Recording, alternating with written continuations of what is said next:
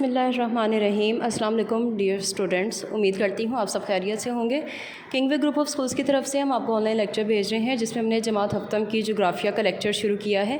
इसमें हम पढ़े हैं बाब नंबर 2, जो कि हमारे पास है अरियाकारी, जिसमें हमने अरियाकारी और उसके इकसाम के बारे में पढ़ा है, अमले फरसुदगी की इकसाम के बारे में पढ़ा है, अमले कटाव वगैरह के बारे में बहुत कुछ डिटेल से पढ़ा है।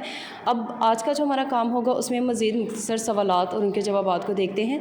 तो पहला सवाल है, अमले कटाव और तोदेज़ा के असरात को कम करने के लिए कोई सी दो तजावीज़। तो पहली ये है कि हम ख़तरनाक ढलानों को जो है वो ख़त्म कर दिया जाए।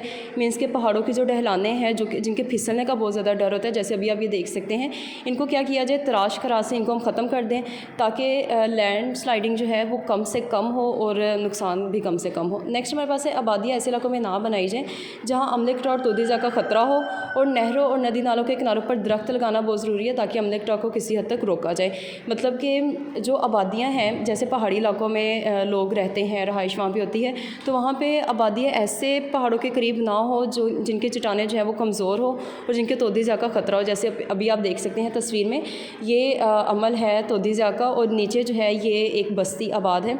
तो आबादी को यहाँ से ऐसे इलाकों से दूर रखना चाहिए। तो ये जो है ये आपका आज का काम है, इसको आपने याद करना है। Stay home, stay safe.